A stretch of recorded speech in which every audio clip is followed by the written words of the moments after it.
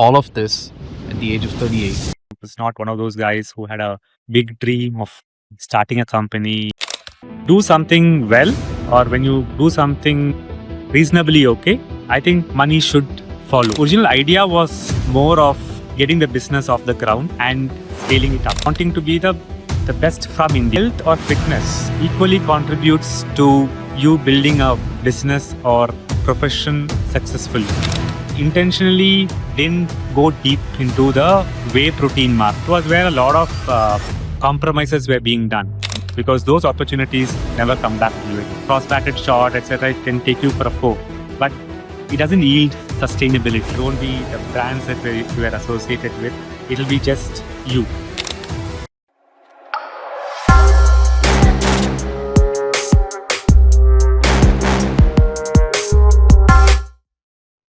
Welcome to the Leadership Edge podcast with Rajesh. I'm your host, the original podcast for leaders. Hit subscribe and follow us on YouTube.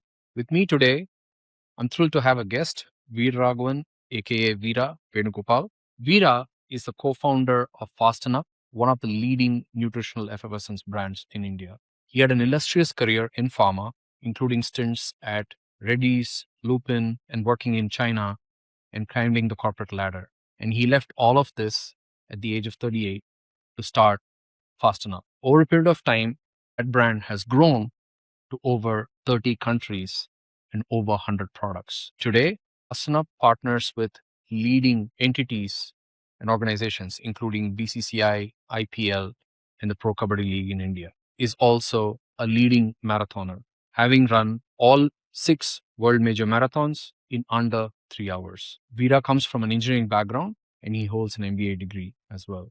So Vira is a rare case of somebody who goes fast by not slowing down. So Vira, welcome to the show. Let's get right to it. Leadership is a sacred cow and leadership has a lot of beliefs in it. You're a founder. I have a few beliefs that I'm going to put on trial today. Your job is to tell me whether to keep it, kill it, or refresh it. So we'll get started. The first one is follow your passion and the money will flow. You left pharma as a country head and to co-found the sports nutrition company. It sounded like passion. I believe the brand tried Switzerland for a few years, didn't quite work, and then pivoted to India. So was passion the fuel, or was it the thing that almost killed the business before the pivot? Firstly, Rajesh, thanks for the invite and pleasure to be here. I think it's a little bit of a hot spot. But in terms of the question itself, it takes me back almost now 10, 11 years. I had left pharmaceuticals and I was literally in a desert in terms of no man's land, not knowing what to do. I mean, I was not one of those guys who had a big dream of starting a company and or going on to the entrepreneurial journey or whatever. It was just that destiny fell in place that there was an opportunity to start off on a D2C brand, consumer brand in the health space. And I think it was an excellent time when my own skills in business, which had accumulated over the last 13, 14 years, as my understanding of fitness as it is, plus the fact that I had worked in healthcare for almost 13, 14 years. So I think it was a great conglomeration of 3 things which happened. It turned out to be a passion because of the interest that was involved. Looking back, hindsight, you can say that passion was the one which led me into this journey. But I think that when you do something well or when you do something reasonably okay, I think money should follow. And that's probably what happened here. Okay, so follow your passion then. The next one is you need to raise big to scale big. Fast&Up bootstrap through grassroots activities, the 5 a.m. hydration stations, running events, handing tablets to runners. Then Morgan Stanley stepped in. You had a Series C. You recently just raised a Series D. So do founders romanticize VC fundraising while they're still bootstrapping? So in our early days, if you really look at it in 2015 or so, I think India hadn't really taken off in terms of so much of D2C funding, etc. So those days, it was more a case of establishing a brand, something around which we could establish a business, scale it up, and then the investments, etc., will follow. So the original idea was more of getting the business off the ground and scaling it up. Also remember the fact that people behind Fast&Up and the company itself came from an entirely non-brand, non-consumer-led background. We were probably more of products first, and more of healthcare. So for us, that was the pillar. From that perspective, I think things changed probably when it got to a reasonable size, mostly around COVID time or post that, when there was a lot of activity, a lot of interest coming into the space. And that's when the space also took off. Okay. And the next one is the founder should be the face of the brand, right? Vira is Fast&Up Space, an elite marathoner who runs and sells hydration and nutrition. You didn't sell the product, you are the product, right? You run sub 3 hour marathons. So, what happens when the founder's identity becomes inseparable from the brand? Does it help scale or does it create a ceiling? So, interestingly, we never thought about it that way. Unlike today, when I see a lot of founders being up there, when we started 10 years back building the brand, we never knew that founders could be up there for us. And Right. you build an institution, Brand first and then, found next. and the people, etc. So for us, we need to build an institution which can survive people, right? Got it. And that's the way we looked at it. And that was possibly a little old school, I would say, but that's the way we started off. So a lot of people, even in the early days, I'm talking about between 2015 to 2022 or whatever, they would not have known that I was also involved with Fast&Up. I mean, I've gone to multiple running events, etc. Started doing sub threes way back in 2016. But that association between me and the brand, and maybe it was evident in, say, a place like Bangalore or the community with which I was involved in, but not people at large. So, to answer your question, I think from a face perspective or from a credibility perspective, I think from a public standpoint, I think it is more evident probably in the last 2-3 years because of multiple things which has happened around social media, around my own journey in the last 2-3 years, etc. But coming back to your original question of whether it's a good or bad thing, I think finally, I think the products and the brand has to sustain. You can put out the founders there, but they can only carry it so much. So I still believe from that school of thought, it does help, but there is so much of clutter out there today. Maybe a celeb works well when they put out their name to the brand, but I think people like us, maybe it works more organically, yard by yard, foot by foot, inch by inch. Maybe that helps somewhere. Or mile by mile, like a runner, right? Yeah, mile by mile. So this one would seem close to you, right? An Indian brand can never compete globally with Western nutrition brands. I mean, this is true for SaaS, this is true for nutrition, B2B, B2C, etc. Fast&Up now sells in over 30 countries, but the skepticism, is it real? Made in India supplements, especially in Western markets such as US. How did you crack it? And is it true that these Indian brands will not be able to compete with Western brands? This is interesting because as I said, a lot of us behind the brand and the company come from a healthcare pharmaceutical industry. And if you look at the early industries which stood out from an Indian perspective globally, one was IT and the second was pharmaceuticals. I mean, when the genericization happened in the US, Right. etc., it was the Indian companies which made the most out of it. Manufacturing generic drugs. and generic drugs and taking it out to US, Europe, etc. So I think India has a proven capability in terms of manufacturing of drugs and pharmaceuticals for a long period of time. Now you can question what is happening about the 80th or the 90th company, but I think generally the top 15, 20 companies have well established norms. The ready, The Sun Pharmas. Pharma, the Ciplas and Lupin, etc. So from that perspective, I think even when we initially started off on the journey, we were very clear that we would like to be a brand which is not only the best or the top brand in India, but we would also be wanting to be the best from India. So that vision was already there because we already knew that the journey could be possible. In terms of manufacturing, we don't lack in anything from a global perspective. Right. So if you look at a lot of manufacturing, I think global supply chain is truly global. A lot of stuff happens in China, in East Europe, etc. So from that perspective, I think India makes a case for having top-end nutrition supplements and building a business globally. But I think all you need to care for is to make sure that you follow the rules of the game as it is required in each of the markets. Like DA regulation in the US and so on and so forth, right? And the other thing that came to my mind while you were mentioning was, I think, the COVID vaccine, Correct. right? Where we truly demonstrated the ability to build and scale production and also export it, right? In a quality conscious manner. So I think the takeaway for listeners is, IT industry is kind of front and center, but a lot of people forget that pharma comes probably right behind, if not, at the same level in terms of an industry that has grown and has been nurtured. So that's great. Now, the other thing is, and you would relate to this as a runner and a marathoner, you have to sacrifice your body to build a company. We romanticize, founders burning the midnight oil, working 16-hour days, the whole hustle culture that's so prevalent.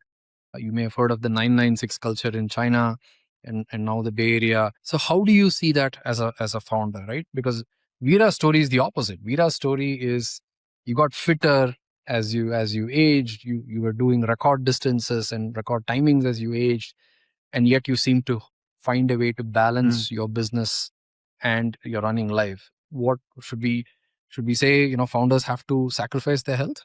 I think it's a very individual question because it depends on what kind of business you are building, what kind of team you are working with.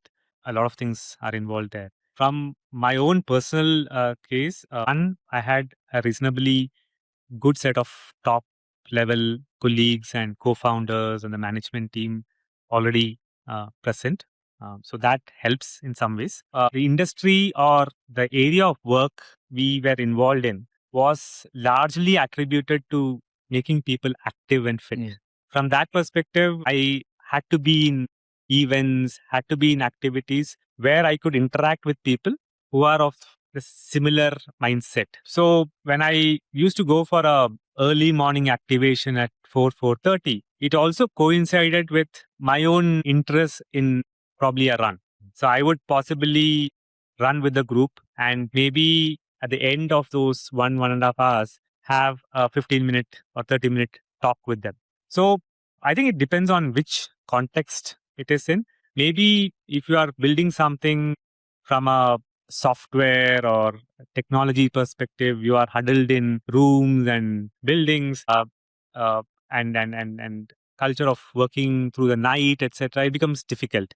But having said all that, I think there's a realization which is evident today that health or fitness equally contributes to you building a business or profession successfully. Now, there will be outliers in it, but I'm saying from a larger perspective, it does help. And I come from that school of thought. And a lot of times you just need to make sure that you are having that habit of balancing multiple activities. And that's a trait that you have to build in. And if that is done, I'm sure you can find time for multiple things. I want to go back to the running piece you mentioned a moment. It's really interesting. So is that how your running started, or in terms of joining these activities and early morning runs, or were you a runner even before that?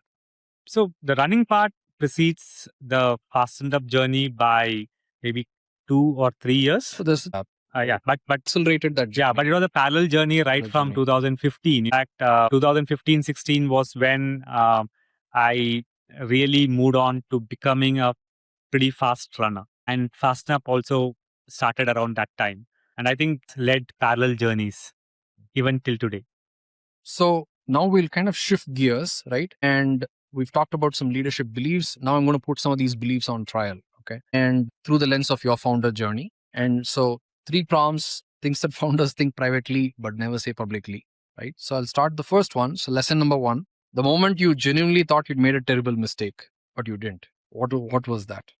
So, I don't know whether whether I thought about it like that, but the phase between 2013 uh, to 2018-19 was not the ideal, I would say, from Indian or a South Indian academic context. We all like a lot of certainty in terms of how we evolve professionally, right? So I think 2013, when I left being part of the corporate world, I think there was a lot of thought process which went into the decision. But every now and then, You feel that. you feel whether it is the right thing that you have done or not, because you have a certain way the journey moves, and you see the world moving at a different pace, right? Your peers, your Right. so I think Your erstwhile counterparts. elsewhere counterparts, etc.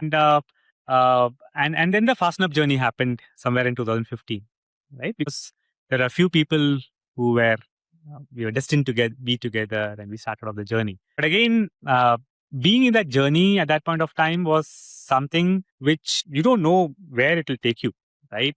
Because as I said earlier, you don't. I didn't jump into it for building a brand of X value or whatever. It was just a journey, right? So there were moments like that.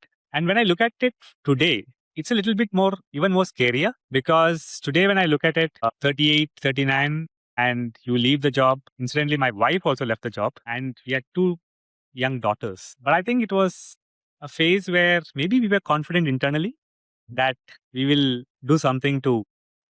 It's the delusional optimists who succeed at the end of the day. You have to be a little bit delusional, because if it was common sense, everybody would do it. I mean, yeah, I think, yeah, you're right. But I think there was maybe some kind of innate confidence, some innate calling, I would say, which led that journey. But looking back, it is a little, I mean, those were moments which I think, yeah, was not easy. The one compromise you made to scale your business, but that still bothers you, right? So you have 100 plus products, you're in 30 countries, taking institutional money, bringing VCs on board. That kind of scaling requires a lot of trade-offs, right? And decisions that you need to make, product decisions, hiring decisions, brand decisions. So what's the one that moved the needle the most for you? In terms of, yeah, the compromise, the trade-off that you had to make so that you could scale it significantly. So I think we had a phase during COVID and post-COVID.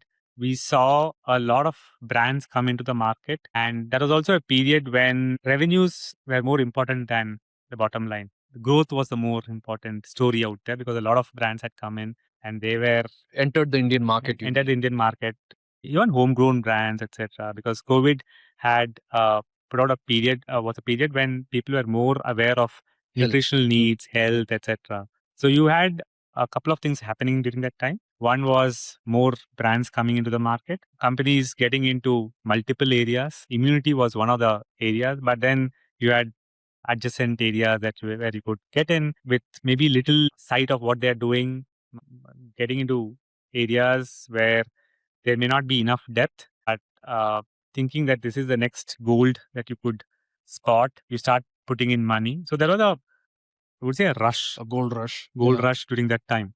Healthcare supplements, etc.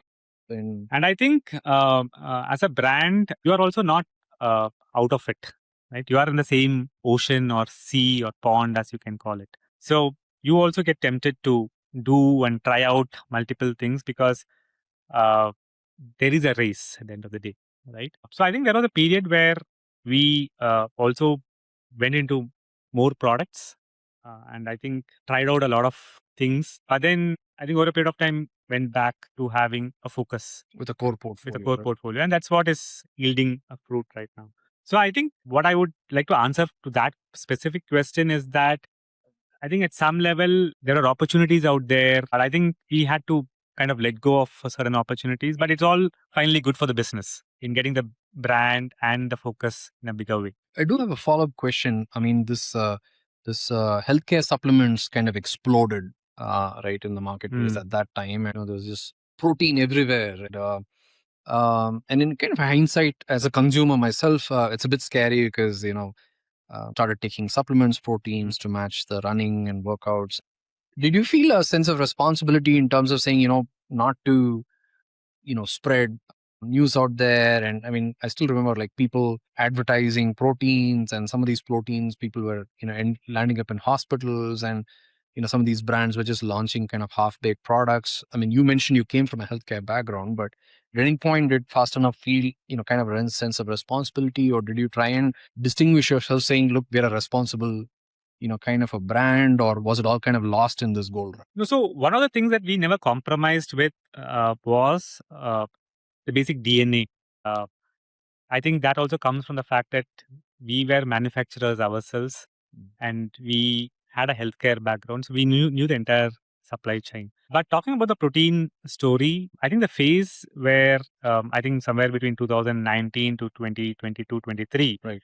was a period where I think there was a lot of proteins out there. We were also tempted because we had by then established a reasonably decent brand. And proteins means more revenues because every Margin. single pack is 3,000, 4,000 rupees, as against selling a reload, which is roughly around 300 rupees. So you have to Right. reach out to more people, right? But I think we were not too clear or happy about what was happening in the protein market. So we intentionally didn't go deep into the whey protein market because that was where there was There a was a lot. time where whey was very prevalent. Yeah, I that remember. that was where a lot of compromises were being done, right? Because you promise a 24 grams or 26 grams, and if you have to reduce the cost, how do you do it? You put less amount of protein in it. Uh, uh, Maybe the manufacturing can be compromised and whatnot. I mean, I was going to say putting less protein is lesser of the evils. Yeah, Compromising on manufacturing compromising the quality manufacturing is the quality, or issue. you add something to make it 26 grams or 24 Adulteration. grams, Yeah. adulteration, etc. So we took the way through plant protein where we believed that we could play a more nuanced and quality game out there because we don't need to answer so many competitors because we are building a category and we are known for building categories right from start. But fast forward to the scenario right now. So right now, I think India is much more protein conscious, but I think it's going at a speed may not be to the best of everyone because everything is being branded as protein right now. You got protein ice creams now. Yeah, right? so I don't know where that will take us because some of these fads I don't really personally believe in. So whenever there is the people coming to me for advice, etc., you would normally see me not batting for a particular brand or a product unless I really believe in it or I have taken it myself and have found reasonable benefits. So I find the protein story today is going in a different direction compared to what it was 5-6 years back where we were grappling with quality issues. Today, it's just the mammotthness of the story. And I'm sure at some point in time, things of quality also will creep in. Okay. What has running taught you about yourself that business never could? Right? You've completed all the world's 6 major marathons under 3 hours.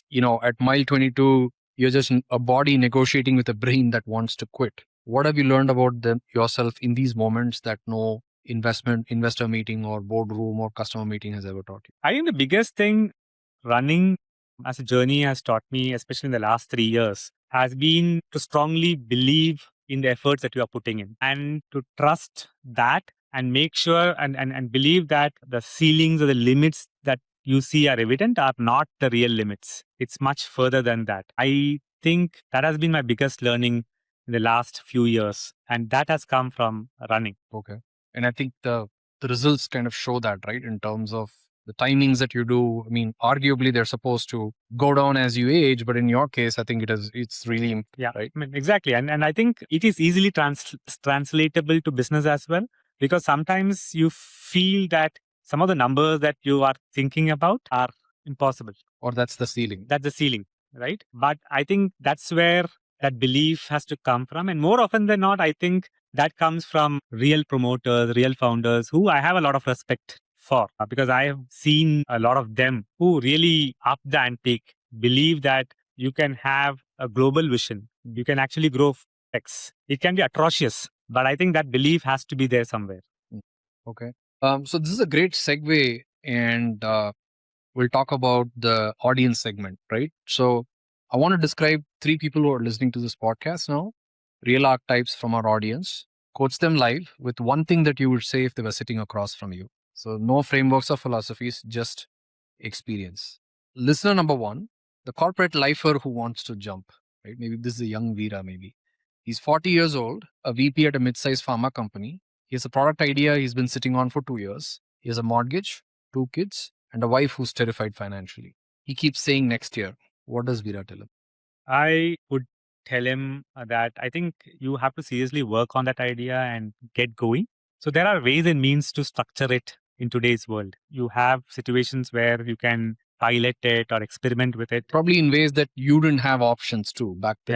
Yeah. And I think you could probably experiment in ways where you are currently employed, but without sacrificing any of your uh, energies or intent there. You still have possibilities to pilot, experiment your idea. You have people who you can take help today to pilot that idea, to be with you.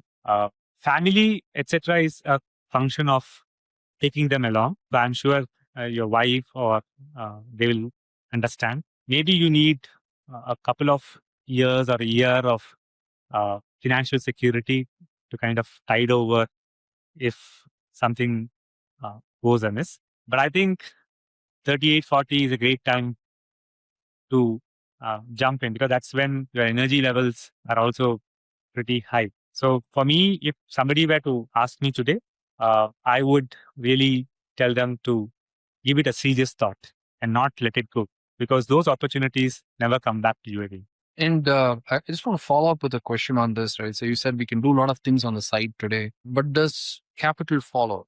In the sense that a lot of VCs and others tend to be skeptical of founders who are employed full time or have some kind of employment, right? It could be consulting, it could be contract, while they're chasing their dream, and they expect them to be fully on board. We hear stories of founders not drawing salary, all sorts of financial distress. Does capital agree with that? Investors or angel investors that you talk to, are they comfortable or are they forgiving of that approach? So even I won't be comfortable investing or wanting to look at those kind of business. But what I was talking to you about was the pre start period. Because a lot of times what happens, I think, is we just sit over the ideas. We don't even move the needle, right? I think it's important that you move the needle to get a little bit of a comfort that this can work. So if I have to put it in running terms, you dream of running a marathon, yet you never train. You just say, I'm going to run one day.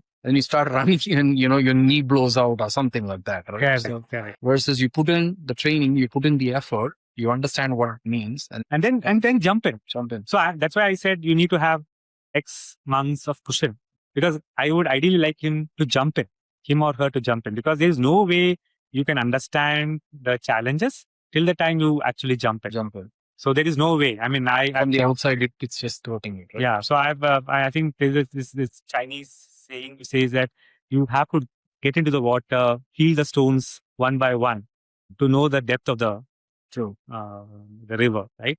So I think until unless you jump in, there is no way you can know what is going to happen. So I think you need to be prepared. So that is why you need that financial security, but don't sit on the idea. I mean, because that idea will not be an idea 5 years from then. And with AI, that time frame can even shrink further, right? As we're all seeing. Okay. So the second persona, it's a D2C founder stuck with 5 crores INR revenue.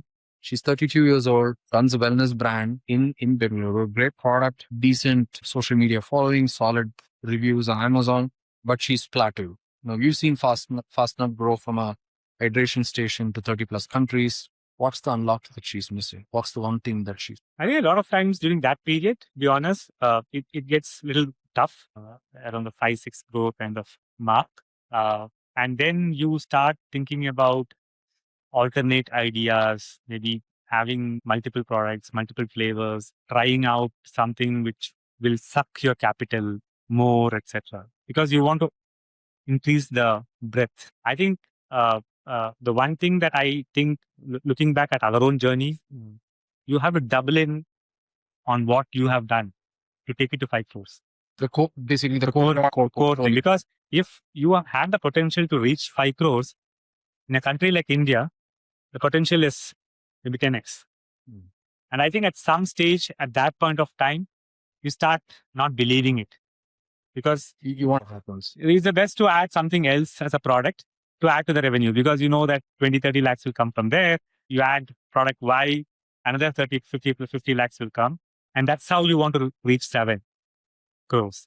And that's how you want to increase the turnover to maybe 10 crores. But I think what you are not realizing is that 5 crores that you have built has immense potential if the repeatability has been there, if the consumer base has been strong, if you had a belief in that, to make it 10x. So double in on that, put more vigor, and think big. A lot of times you don't knock on the right doors, thinking that the doors may never open. But today, I think you need to have the courage to knock on the doors. This kind of takes me back to investing principles in a way, right? It's like stay invested for the long term, keep investing, compound interest, will take care of it. Uh, Yet the tendency is usually to let's try different instruments, let's try something exotic, crypto, this and that. Whereas, if you invested in, large cap funds or mutual funds, whatever, pick what you like, and you stay vested for 10, compound interest, which is the eighth wonder of the world, will do magic, right? So I think maybe there's a lesson or there's a parallel from investing. No, I think just to add, more I think about it, there's a cricketing analogy also, right? You're always taught to bat clean, bat in the V, etc. But those may not give you those and sixes, right? You have one cross-batted shot, etc. It can take you for a four, but it doesn't yield sustainability. Can actually be an edge, a top edge that can. Yeah, correct. So I think it's very important to know what you have been doing and believe in it and grow it. The key word that you called out is sustainability. I think that's the answer for that founder. Okay. The last one is a 47-year-old who's given up on physical excellence. He's a tech leader in Hyderabad, used to run in his 30s. When, his family took over. Now he's 47, 15 kgs overweight, convinced that his athletic window has closed. He sees Vira setting personal benchmarks at 50 and thinks that's a different species of animals. Is it? I don't think so. Because when you start molding your body, suddenly you see that there are so many possibilities. There are so many factors, around 15 of them you can unlock. And there are numerous stories of people unlocking what they thought is not possible. And suddenly you start seeing the benefits in 6 months' time. And I think fitness, activity, or running is a way where you can actually measure things on a day-to-day basis. The progress or the progress, right? So when I started, typically as a newbie, you will not be able to run more than 500 meters. The day you run 600 meters, you feel elated, right? And then you want to come back the next day and try out more things. Then you learn certain other things, like, you have to maybe recover well. You might need to strengthen the body better. So all that leads to a long process where you can stay connected to the sport. And I think 45, 47 is a great time because you have a good part of your life ahead of you. So it's better to start at even a 45 or 47 than leave it for a 60 or 65 when it can be too late. I mean, and the other part to this is, a lot of studies show that invariably we're going to live longer, right? Compared to our ancestors, let's say, or a population 50 years ago. The question is, you're going to live longer? Do you want to live healthier or not? That's the choice. Even 60, maybe not too late, but if you start now, it gets easy at 60 to keep running, I suppose. Yeah, they talk about the health span other than lifespan, right? Yes. Right. And I think a lot of my own peers have realized that. I mean, people who I never thought would do strength or resistance training have started picking up basics. You have a resistance band and you start working out. Suddenly you put your muscles to work, something which you have not done for years or decades. And suddenly that part gets mobilized. Now, if you are at the age of 60 maybe, or even more than that, if you are able to do all the activities that you are able to do at a 45 or a 40, I mean, it's an amazing time that you would have spent. I mean, I think you could be independent for a longer period. You could be mobile. You could do whatever you want to. So sometimes I don't know what's the age these days of senior citizens, because whenever I see people around, I think people are trying to be active, even in their 55, 60s, etc. So I think that's a good sign for everyone. So fan rather than lifespan. I like that. Hi, Vira, we're getting into the lightning round now. We've gone deep. Now we go fast, just like the way you run. 10 prompts, short answers. Don't think, just answer.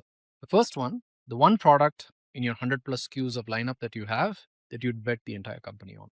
I think it would be Reload, which is the electrolytes that we have. I think a fantastic product. has been there with us for last 10 years. A lot of times we have become synonymous with reload. In fact, that has been used by, I would say, millions of people across the country as we speak. It has also opened the doors for us in multiple countries. In fact, in UK, for example, we have reloads as the highest selling product from our stable. Across the world, if there's one product which opens the doors for us, it is highly likely it is going to be a reload, and it fits in with people of all ages, right from somebody who is 10 years old to my dad who is almost 83 now. It gives you that little bit of refreshing energy that you need with electrolytes and with very less sugar in it. So I think it's well formulated, well accepted, a lot of flavors. So that's one product which I think I will carry anywhere I go, and which I can proudly say that this is the product that I would bet my life on. Maybe it's also because you don't have to explain what that product does. Everybody understands, I think, the importance of rehydration, like especially now, right? You're right. So, if somebody were to ask me, a lot of people come back to ask me, look, want to use some of your products. Which one should I start with? So the easiest answer for me is reload. You start using reload. You don't need to explain to them what it Hydrate. is. It's just hydration. It's Yeah. and almost anyone can use it, and it actually cultivates the habit of drinking more water, being hydrated, etc. So it's an amazing concept and product to be there.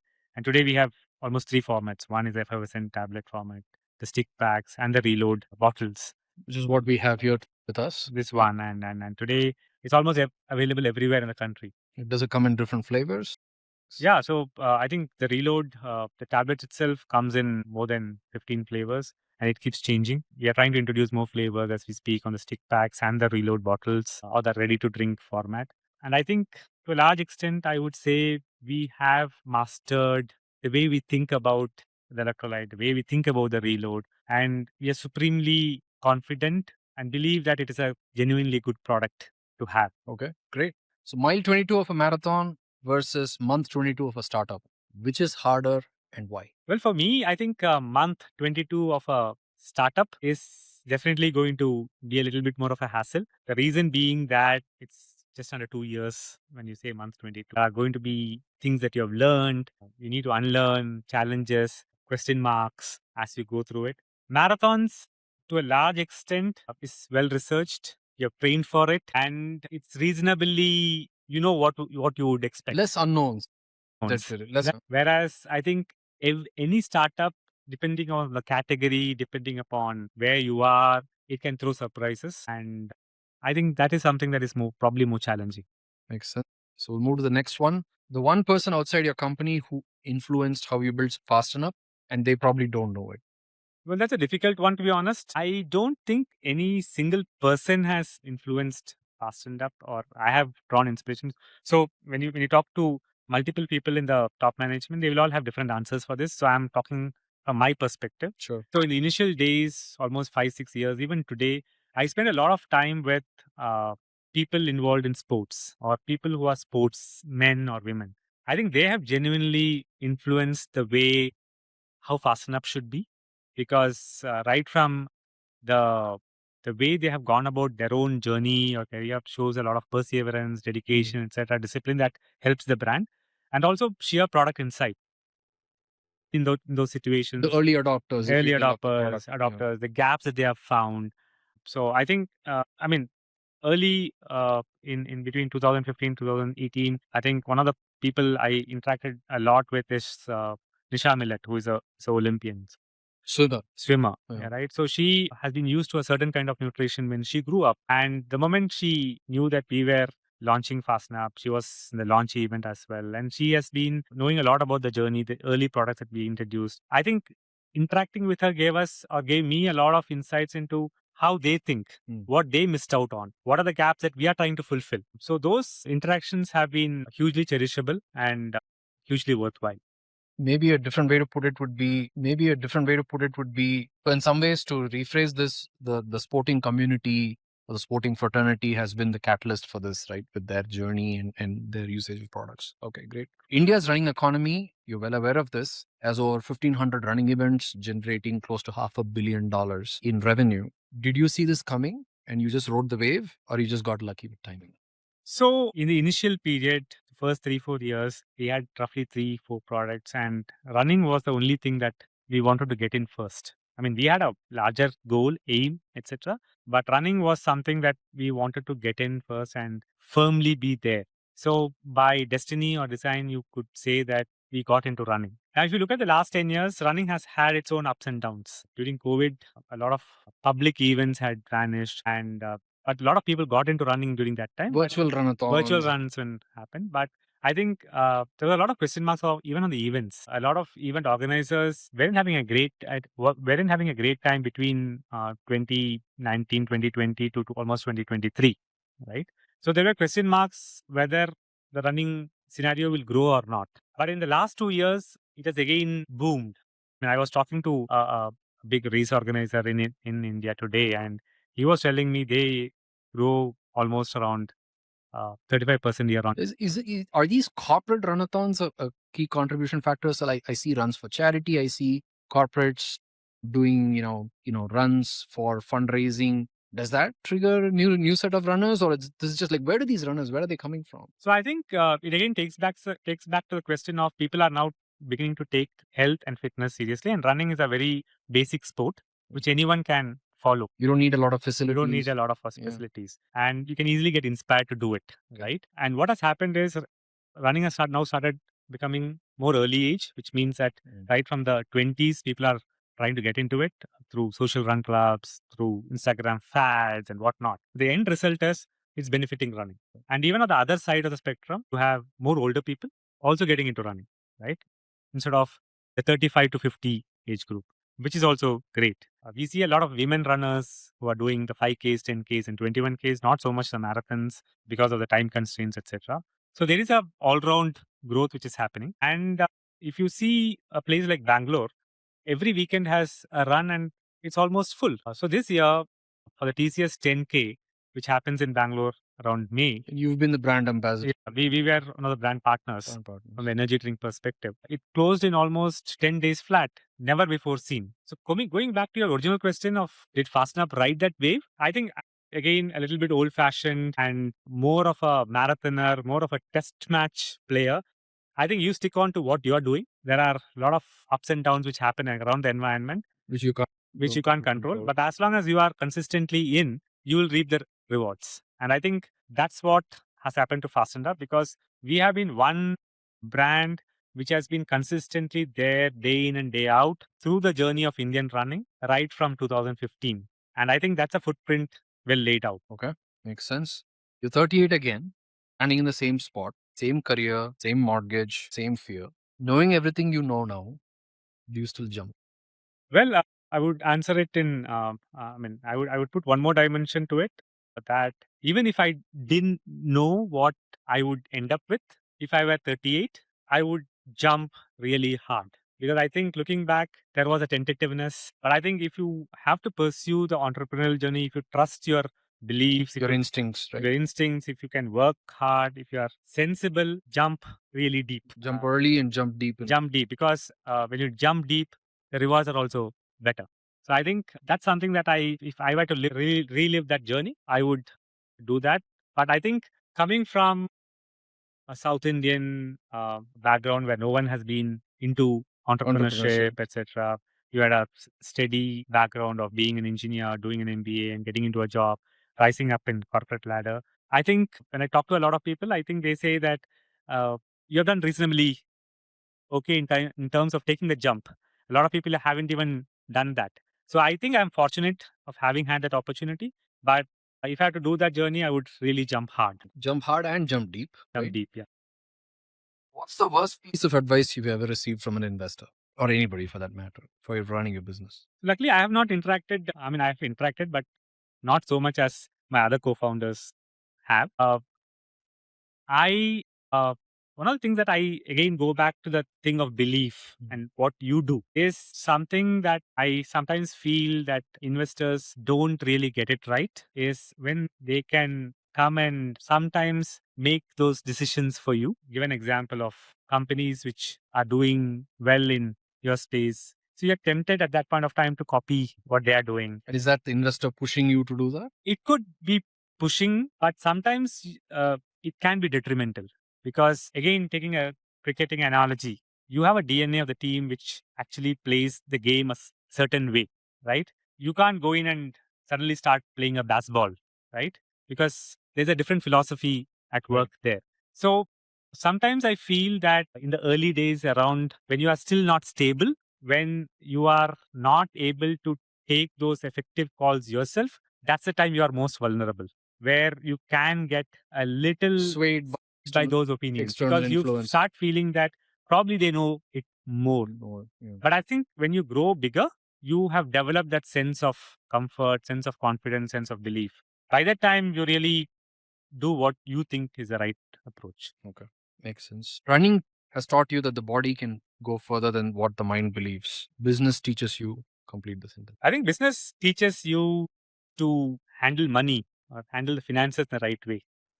Running is a lot more about passion and putting in that hard effort, etc. But I think business takes it one step forward and teaches you how to make it a worthwhile journey in terms of your Financial discipline discipline to achieve to outcomes. achieve outcomes. Okay, makes sense. One thing in the Indian D2C system that gets completely wrong about scaling, be it in India or globally. Uh, I think a lot of times I feel the inability to believe and focus on what you have done. And at the point that we have talked about Earlier, yeah. I think a lot of times we or companies tend to be distracted by need to have 100 products, 100 SKUs. So you're saying diversifying too early. Too early, just to meet the goals of certain revenue trajectory that you need to follow. I think scaling up is also about multiplying what you have. I feel businesses or companies which have stuck or focused and made it big and then moved on to other areas or categories, they are the worthwhile stories that you will listen to or hear. You will not hear about stories which has probably diversified too early. Okay. And the race that broke you, not physically, but mentally, what happened? Well, I think I will literally go into a race which broke me. I think it has to be the New York Marathon, where when I started off, This is the 2025. is a 2019 and 2022. Okay. So it was probably the years when I plateaued as a runner, and I had a goal, a dream of doing all the 6 majors under sub 3 hours. And call it the early beginners confidence or whatever. I had done 3 marathons in sub 3 hours: Berlin, Chicago, and Boston. So I thought, New York, you walk in, you Piece do of a cake, right? piece of cake, you do a sub 3, come back, and then finish off London and Tokyo. Well, I think we can go into a lot of things which didn't work or they went wrong, but had a rude awakening at the 2019 uh, a New York Marathon. I started walking, which I had not done for the last 4 or 5 marathons or 4 or 5 years. Did a 3:16 full marathon, but it's not so much as the time, but the way I did it, it was tough. And there are pictures of me walking dejectedly. And then COVID stuck. And then 2022, I was in fine form, just done a Bangalore half marathon in 124 or 123, which should have translated into a easy sub 3 in New York, which was happening just 1 month away. It was tougher terrain.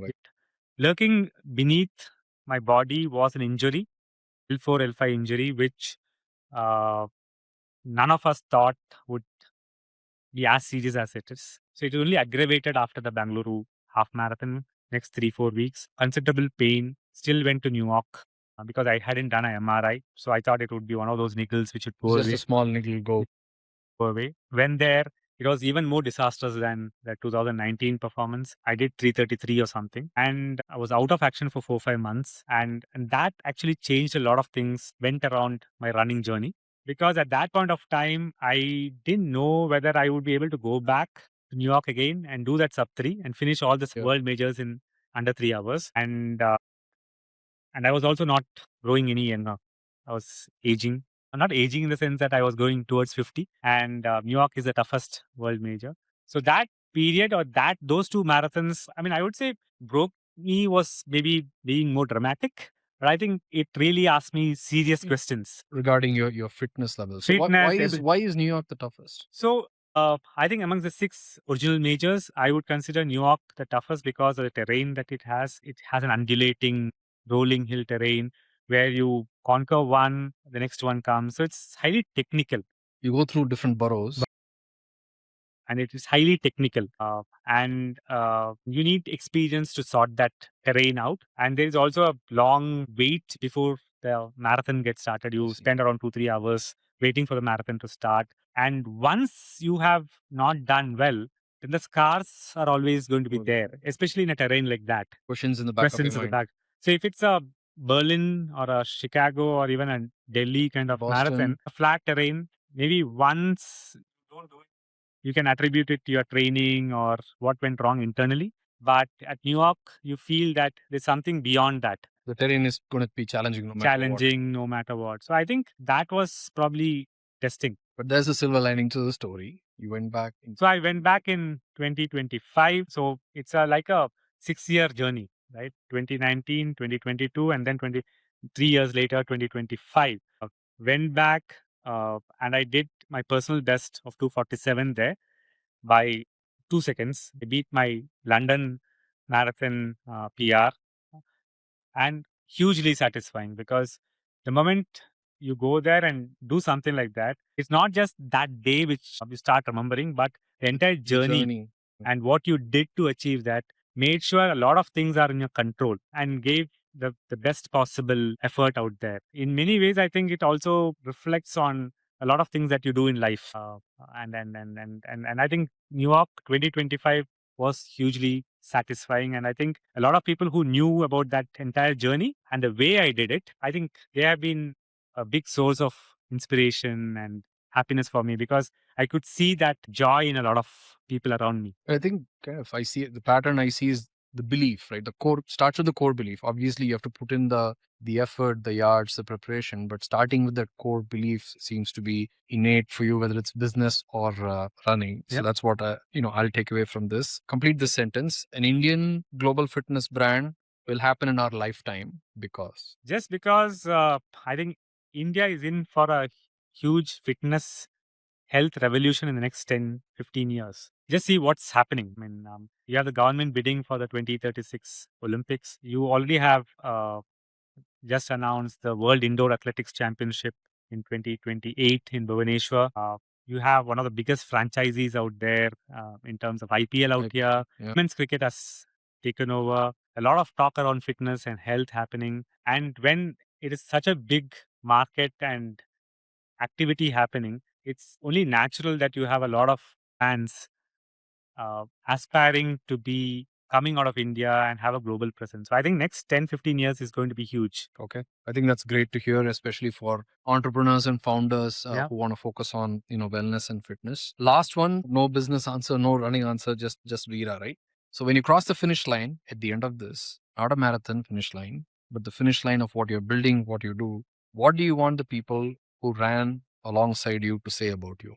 Not about Fast&Up, just about Vira. So I think one of the beliefs or things that I always think about is when all this is done, right, you get back into your own zone or your own home or wherever you want to be. There won't be the flights that you catch. There won't be the chairs that you occupy. There won't be the brands that you were associated with. It'll be just you, right? And that's probably the most comfortable place that I like to be in. It doesn't scare you. It doesn't scare me. And that is probably something that I really cherish, that ability to be in that space. Just by yourself. Just by yourself with no invitations, with no requests, no salutations. I'm very comfortable with that kind of being, right? So in that process, what you leave behind is the work that you have done, certain things that you have accomplished, etc. It leaves those footprints in multiple places. So a lot of times you would start talking, this person did this, and there are things that you can learn from there, etc. So there are only stories out there, right? Some will be actually be made up also because the legend of Vira grows. Communication becomes twisted, and as you reach that 100%, it can be twisted. So there will be stories which probably people that was on a lighter note. Talk about, etc. Right? That is one thing that I think will be something which will be left behind. The second thing is, amongst people who have been with me, I always have this thing that at the end of the day, this is a journey where none of us are going to be together forever, right? We are all going to be separated, right? So when you really think about it, you want them to be free and capable, right? So one of the things that I've been very comfortable right from, I would say, early days has been having people around me learning the best of skills, demonstrating that they are good, and going out into the world and perform to even further heights than what I could have imagined. So is it empowerment when you say It's free and capable? yeah, it's empowerment, making them capable of doing it, etc. So a lot of times I feel that so when it comes to professional environment, etc., a lot of times as leaders, we want to hold on to our people. We want to hold on to our That's comfort. team in a very unnatural way.